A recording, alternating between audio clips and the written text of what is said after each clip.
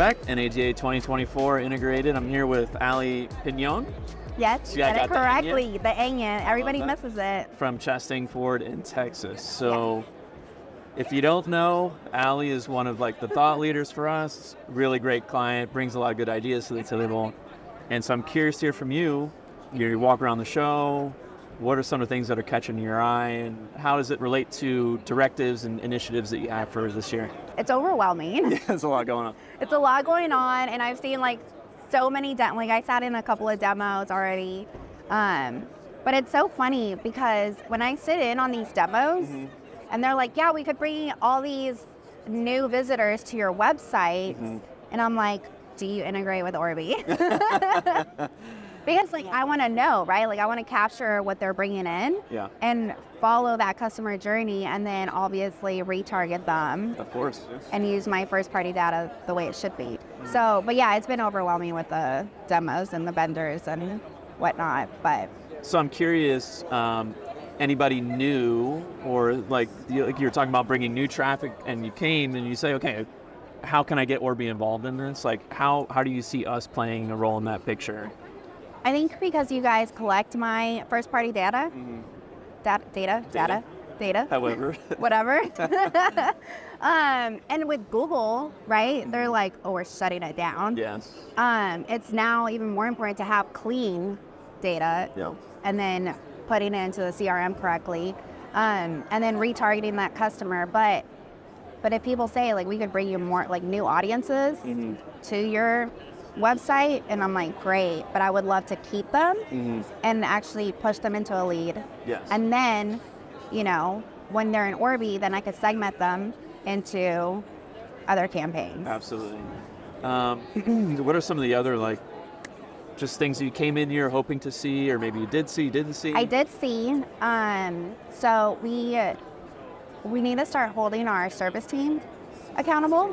Interesting. Okay. And parts. Okay. Right? Because we have a large parts department, and we have maybe 6 vans that go out, and we do over 100 deliveries a day. Whoa. So, so we have a good wholesale parts team, and we want more, obviously, right? Sure, of course.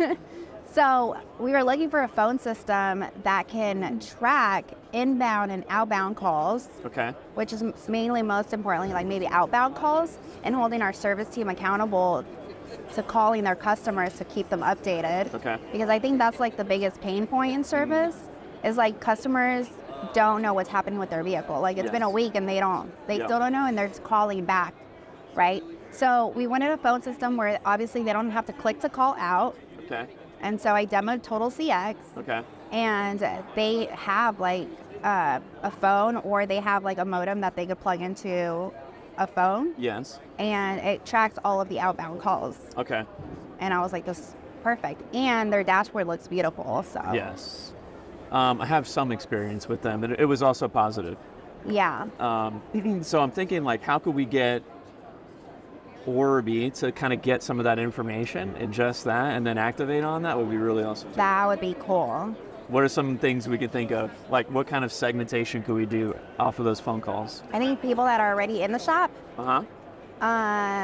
People that we call for recalls, because recalls is such a buzzword, and it's is it really? Recalls a buzzword? It's been a buzzword at our dealership, but I think it's a great excuse to call somebody, right? Right, exactly. And most of the time we don't call them because we don't want to call them. And then the other reason is they had there's no parts for the recalls, so there's all these recalls and we don't have parts. So then when we do have parts, we do want to do those outbound calls, and we want to maybe do an email campaign and bring them back and actually schedule their service appointment. Do you do things like decline service campaigns? We do decline, yeah.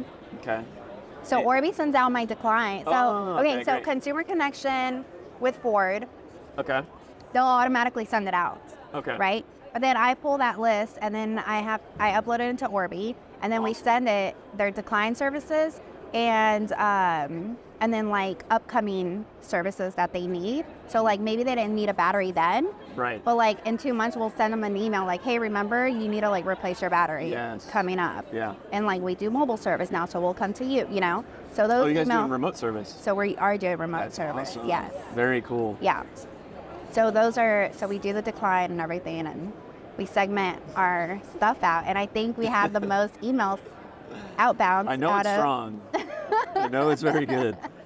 Powerhouse Chastang, which is funny, you know, because like how it's like trucks only at your store. Commercials, yeah. You know, so it's a totally different. It's kind of like a unique horde sort of to work with. It is. So we have, so it's mainly, so 80% of our business is commercial and fleet, and we are growing our retail, right? So when I started with them, it was like 25 to 30. In December, we sold 101. Woo! And I was like, I mean, I don't want to take credit, but Take some credit. Take a victory lap. right? But we are trying to do both. We're trying to be good at both, you know? So with our commercial and fleet, we do a lot of commercial and fleet for service. And obviously we do a lot of commercial business with like parts, like B2B. Yes. And then it's just like now retail, we want to grow that and let our customers know that, because our process for commercial is so easy. Is it?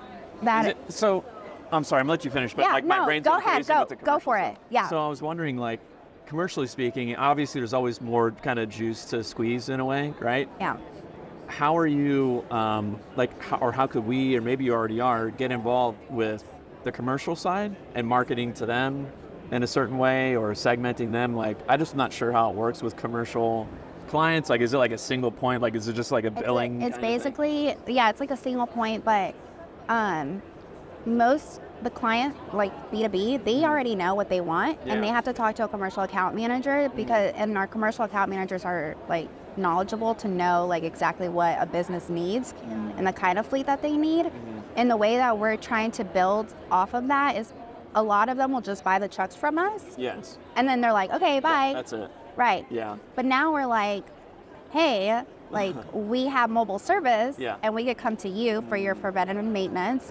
And then, or we have like a 32 bays of service bays. Okay. So we could obviously service our trucks. And then we have like 6 vans that does deliveries to shops, or like sometimes they have their own shop and we could deliver parts to them. Okay. So most of the time, like if we get new customers and they do, and they're B2B obviously, they don't know that we could do the whole 360 for them. And it's pushing that message out to them after the sale. Okay. Yeah, I was just curious about that, because if I, like you're saying, like I have a buddy that owns his own AC company, so he's always buying these vans and kind of thing. And he's very loyal to his dealership. It's actually a Ford store. Nice. So I was wondering, like, certainly there's that case where they're buying the vans, but you never see them again. And so how do you work on, you know, keeping them or bringing them back, or sending out offers and things like that to them, you know? And then with Ford, like we've been challenged with like inventory. So like transit vans, it was a struggle to get transit vans. So we had all these like pre-owned transit vans, but it was relaying that message to customers, like, we know you can't find the new transit van, but we have pre-owned ones. Right. So we would send out those messages to our existing customers that we knew that they bought transit vans. So it's just keeping keeping staying in front of them.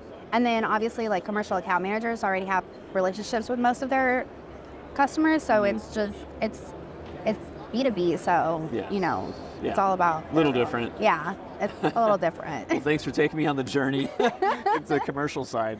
It's interesting to me because I don't know much about the commercial side, so that's why I was asking the questions. Yeah, no. So, okay, so beyond all that, we'll try to wrap it up, but like what is like the big takeaway, and what are the big plans for Chastang in your world in marketing and digital?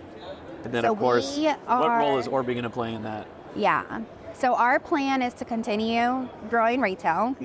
Orbee has definitely helped us like capture, like differentiate our customers from B2B and B2C, and then also being able to market them in their own message, because obviously I can't send a B2B customer the same email that I'm sending a B2C. So you guys have helped me like go through my data, separate them, segment them, and then have them get their own information, but like just doing more of it. Cool. Sounds like a plan to me. And then I'll probably think of more stuff along the way. I'm sure that you will. I'm sure that you will. Well, thank you so much for stopping by, Allie. Thanks for Really having appreciate me. it. Yeah. One of our most valued clients. Thought leaders, Allie Pinon. Thanks.